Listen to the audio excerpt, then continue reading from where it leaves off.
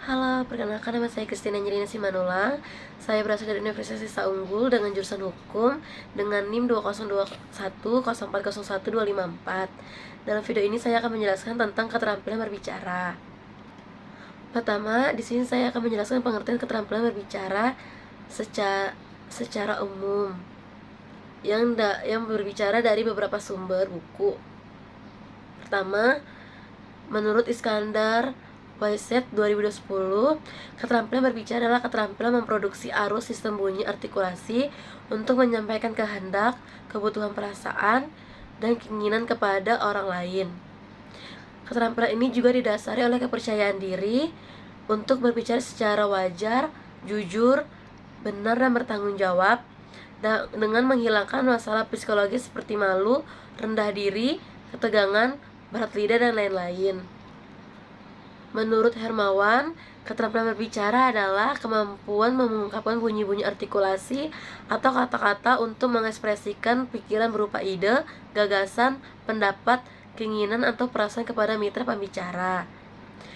Yang ketiga, menurut Arsach dan Mukti tahun 1988, keterampilan berbicara adalah kemampuan mengucapkan bunyi-bunyi artikulasi atau mengucapkan kata-kata untuk mengekspresikan, menyatakan, menyampaikan pikiran, gagasan, dan perasaan.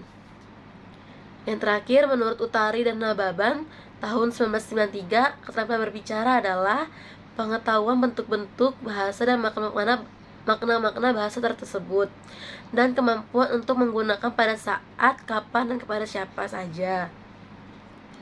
Setelah saya menjelaskan tentang pengertian keterampilan berbicara, di sini saya juga akan menjelaskan tujuan keterampilan berbicara.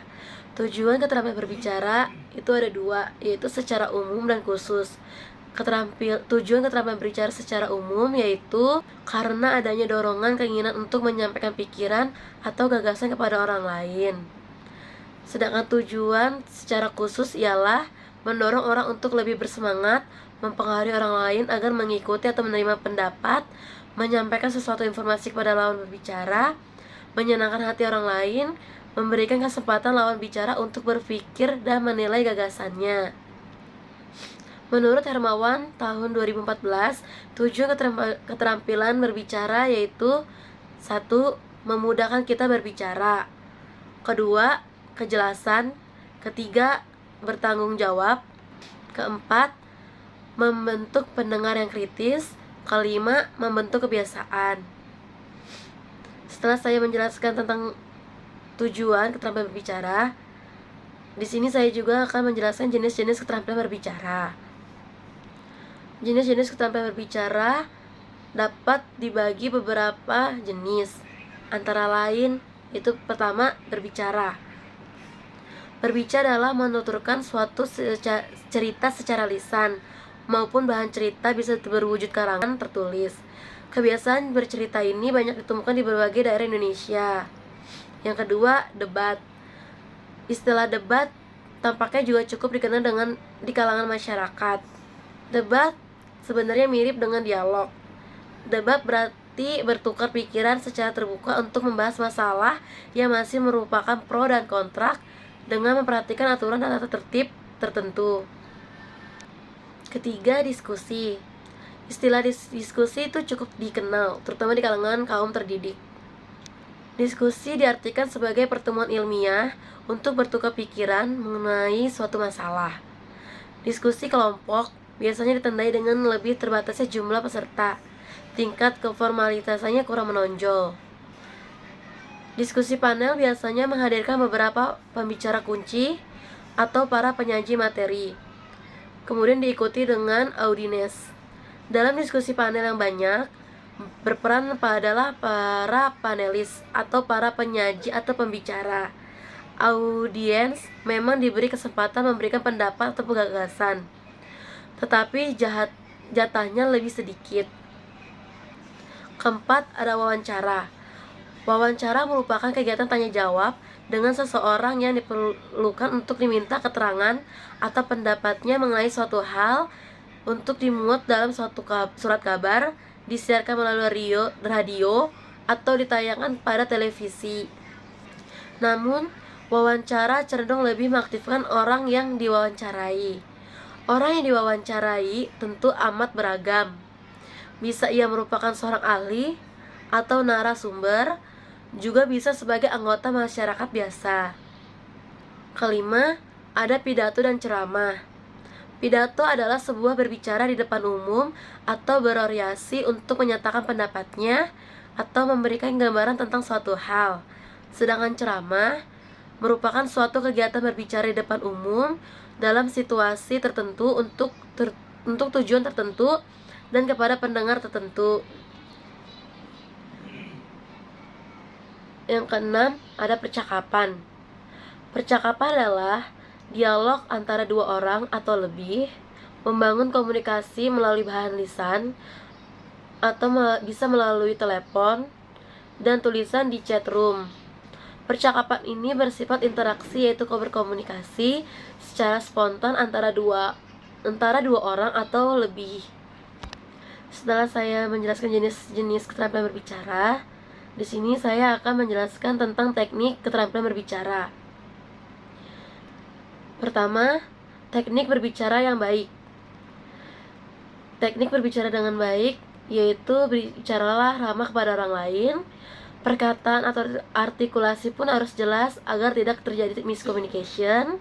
Perhatikan pula pemilihan kata. Lakukan kontak mata pada lawan bicara. Saat bicara dengan atasan, usahakan fokus. Jangan ngelantur sehingga intinya malah tidak jelas. Kalau atasan memancing kita berbicara masalah personal seorang rekan sekerja, sebagai bawahannya profesional, sebaiknya kita berbicara diplomatis. Kedua, teknik berbicara di depan umum. Berbicara di depan umum bukanlah soal bakat. Kemampuan tersebut bisa dilatih dengan kepercayaan diri dan dikuasai oleh bahan pembicaraan. Beberapa hal yang perlu diperhatikan dalam melatih teknik berbicara di depan umum. Pertama, tunjukkan antusias terhadap situasi dan pendengar. Kedua, lakukan kontak mata 5-15 detik. Ketiga, perhatikan senyuman agar lawan bicara fokus pada kita. Keempat, sisipkanlah humor, karena humor akan menghilangkan kejenuhan, namun hindari humor yang berbau porno. Kelima, fokus pada pembicaraan. Tidak perlu memperlihatkan semua wawasan yang kita punya, karena akan menunjukkan kita sok pintar. Keenam, berikan pujian yang jujur pada orang lain. Ketiga, yaitu ada teknik berbicara secara profesional, yaitu seorang profesional perlu mengenal teknik presentasi yang efektif. Terdapat 3 faktor yang penting yang perlu diperhatikan dalam berbicara secara profesional. Pertama, faktor verbal 7%, menyangkut pesan yang kita sampaikan termasuk kata-kata yang kita ungkapkan atau yang kita ucapkan. Yang kedua, faktor vokal 38%, seperti intonasi, penekanan, dan resonansi suara. Ketiga, ada faktor visual 55%, yakni penampilan kita. Keempat, yaitu teknik membuka dan menutup pembicaraan. Untuk mengawali suatu pembicaraan, kita biasanya akan memulai dengan selamat pagi, siang, atau malam. Untuk memancing perhatian pendengar, lemparkan joke ringan. Setiap itu baru ke topik utama. Sebaiknya saat kita ingin membuka dan menutup pembicaraan, kita harus meringkas sehingga orang bisa mengerti dan tidak melupakan pesan atau intisari pembicaraan. Pertama, wawasan atau materi yang disampaikan. Kedua, cara penyampaian yang meliputi gerak. Ketiga, intonasi suara dan penekanannya. Ketiga, penampilan.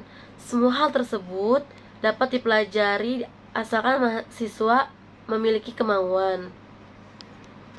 Setelah saya menjelaskan teknik keterampilan berbicara, di sini juga saya akan menjelaskan faktor penilaian keterampilan berbicara, yaitu faktor kebahasaan. Faktor kebahasaan itu ada beberapa pengertian, yaitu ada ketetapan ucapan, penempatan tekanan, nada, sendi, dan durasi yang disesuai. Yang ketiga, pilihan kata atau diksi.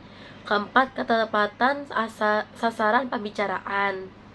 Kedua, faktor non-kebahasaan. Faktor non-kebahasaan yaitu